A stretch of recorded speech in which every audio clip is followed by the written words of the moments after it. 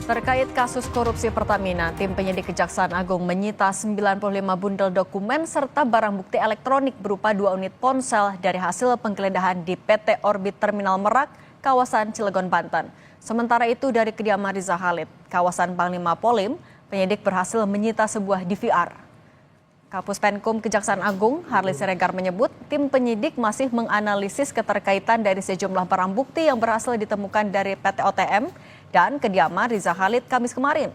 Di hari Jumat, tim penyidik Kejaksaan Agung sedang melakukan penggeledahan di kantor Fuel Terminal Tanjung Gerem, sebuah terminal bahan bakar yang dikelola oleh PT Pertamina Patraniaga.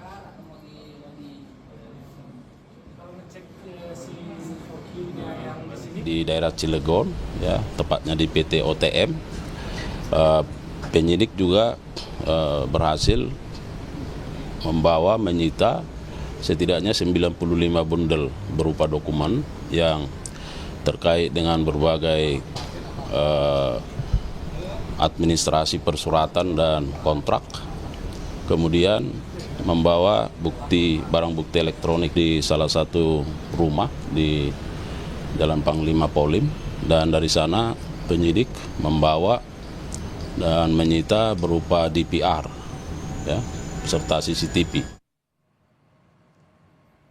Kapus Penkum Kejaksaan Agung Harli Siregar menyebut apakah masih terjadi pengoplosan di PT OTM atau tidak. Dia memastikan fungsi storage atau depo yang bekerja sama dengan PT Pertamina Patraniaga ini hanya sebatas penyimpanan, tidak berkapasitas pengolahan ataupun blending.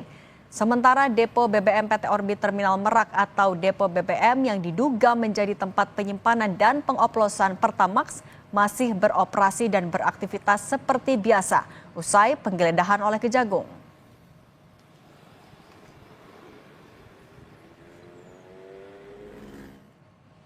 Sementara itu, Menteri BUMN Erick Thohir menghormati langkah Kejaksaan Agung dalam membongkar kasus korupsi di Pertamina. Erick juga akan mengevaluasi Pertamina usai kasus ini. Erick membantah kecolongan dengan terbongkarnya kasus korupsi di Pertamina oleh Kejaksaan Agung. Menurutnya, perbaikan telah terjadi di Pertamina. Kan salah satu proyeknya kan ada proyek kilang refinery. Nah, sudah ada daftar. Kemarin saya meeting sama Pak Kejaksaan, ya, Pak JA sebelum ke Magelang jam 11 malam itu. Bagaimana tentu kita apresiasi yang dilakukan Kejaksaan. Kita hormatin.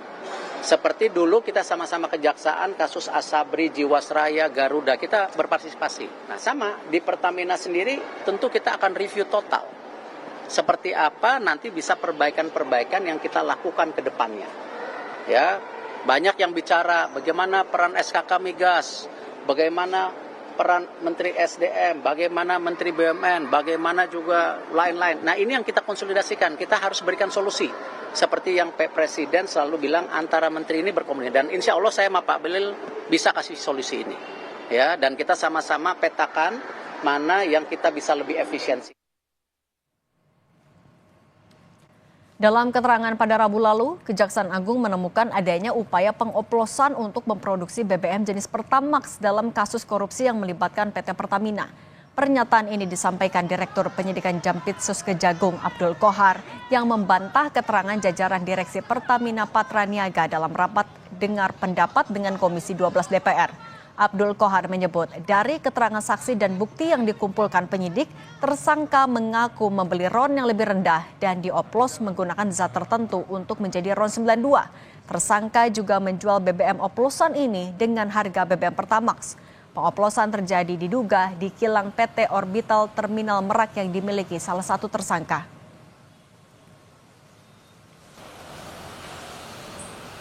Bahwa tadi memang disampaikan tidak ada blending, ya, RON tidak berubah. Tetapi penyidik menemukan tidak seperti itu. Ada RON 90 atau di bawahnya, ya, 88 di blending dengan RON 92. Jadi RON dengan RON. Tadi kan tidak seperti itu. Fakta yang ada dari keterangan saksi, RON 88 di blending dengan 92 dan dipasarkan seharga 92. Bagaimana agar pemerintah dan Kejaksaan Agung tegas menindak kasus Pertamina agar tidak terulang kembali? Kita bahas bersama peneliti Pukat UGM, Zainur Rohman. Mas Zainur, selamat petang. Selamat petang, Mbak Cindy. Mas Zainur, Kejagung kan sudah menangkap tersangka, menggeledah juga terus dilakukan. Sudah seberapa cepatkah langkah ini yang dilakukan untuk membuka semua kasus Pertamina secara terang? Ya, kita apresiasi ya langkah cepat dari Kejaksaan. Kemarin juga sudah ada penetapan 2 tersangka baru. Rakyat berharap agar kasus ini bisa tuntas sehingga di masa depan tidak terulang lagi. Kita ingat misalnya di tahun 2015 itu ada kasus Petral misalnya. Sayang sekali waktu itu kasus Petral tidak bisa diungkap secara tuntas sehingga ternyata di kemudian hari mafia migas ini masih tetap eksis. Kemudian juga saya pikir ini masih ada keterkaitannya dengan aktor-aktor lama, Mbak Cindy. Nah, kita aktor lama ingin ini siapa saja, Mas, maksudnya? Iya, kita lihat misalnya ada disinggung-singgung nama misalnya Riza Khalid. Di tahun 2015 nama Riza Khalid itu juga ada di dalam pusaran kasus Petral. Nah, sekarang yang ditetapkan sebagai tersangka adalah anaknya. Apakah betul misalnya Riza Khalid ini tidak ikut-ikutan? Padahal selama ini kita tahu ini adalah salah satu tokoh di dalam bidang importasi minyak mentah dari luar negeri. Nah, ini juga menurut saya butuh keberanian dari Kejaksaan untuk bisa membongkar ini secara tuntas, secara lengkap, dan juga menggunakan pendekatan TPPU, Mbak Cindy. Kenapa? Karena kan kita lihat kerugian keuangan negaranya sangat besar, uangnya sangat banyak, ini pasti mengalir kemana-mana, sehingga harus menggunakan prinsip follow the money, siapapun yang menerima aliran dari perbuatan jahat ini harus diseret dan dimintai pertanggungjawaban secara hukum. Jadi tidak sesederhana ini mengoplos sebenarnya, Mbak Cindy.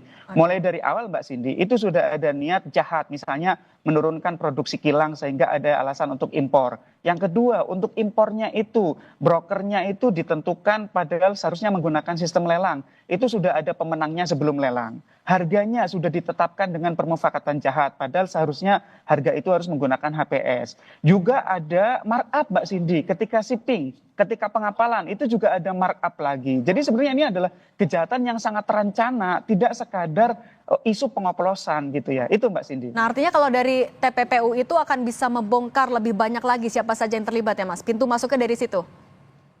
Betul, karena kan kejahatan-kejahatan ini kan tujuannya apa sih? Ya tujuannya memperkaya diri sendiri atau orang lain dengan secara melawan hukum, sehingga harus menggunakan pendekatan TPPU. Nah, yang kita tahu sampai sekarang, Kejaksaan masih menggunakan pasal-pasal di dalam Undang-Undang Tindak Pidana Korupsi, belum menggunakan pasal-pasal TPPU. Nah, kita rekomendasikan kepada Kejaksaan untuk ikuti pasal TPKOR itu dengan pasal TPPU agar juga bisa secara optimal ya ada recovery terhadap kerugian keuangan negara. Belum lagi kita bicara juga kalau memang betul terjadi pengoplosan RON 90 diaku sebagai 92, berarti kan ada kerugian pada masyarakat. Nah, ini kan sudah menimbulkan kerugian pada negara, juga menimbulkan kerugian pada masyarakat. Sehingga ini kan kalau memang nanti Kejaksaan bisa membuktikan ini di depan persidangan, ini kan sangat jahat begitu ya. Sehingga ya kita berharap siapapun yang terlibat harus ditindak gitu ya. Jangan ada misalnya yang disisakan. Kita juga bertanya-tanya, Mbak Cindy, kalau tadi Menteri BUMN mengatakan tidak kecolongan kok.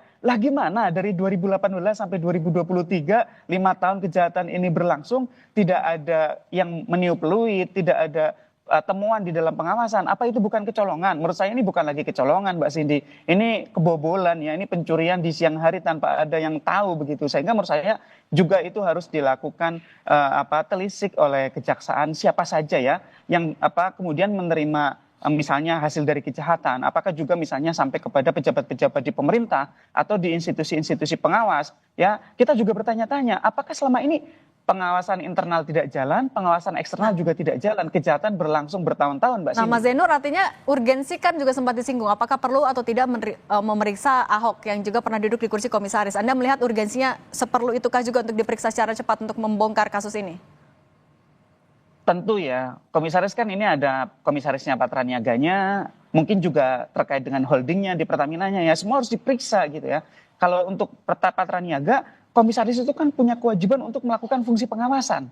Selama ini apa yang diawasi? Kalau ada kejahatan secara terstruktur seperti ini, kerugiannya sangat besar, tidak kecium, tidak ketahuan gitu kan. Nah ini kan kemudian juga menjadi harus diungkap oleh Kejaksaan. Apakah ini fungsi-fungsi pengawas menjalankan tugas atau tidak? Atau justru barangkali ada kemungkinan misalnya fungsi-fungsi pengawas itu misalnya dibungkam. Ya orang biasanya dibungkam itu ada ditakut-takuti, ada di suap, ada juga kemungkinan-kemungkinan lain. Atau memang karena sama sekali tidak paham tentang tugasnya untuk mengawasi sehingga kejahatan ini berlangsung secara masif bertahun-tahun, terstruktur, terencana, sistematis gitu ya, sehingga rakyat membayar mereka gitu ya melalui keuangan negara yang dipisahkan dalam jumlah sangat besar, tantiemnya sangat tinggi, kok pengawasannya begini hasilnya, gitu Mbak Cindy. Oke, itu juga jadi tanda tanya. Mas Zainur Rohman, terima kasih sudah berbagi di Kompas Petang. Sehat selalu ya Mas.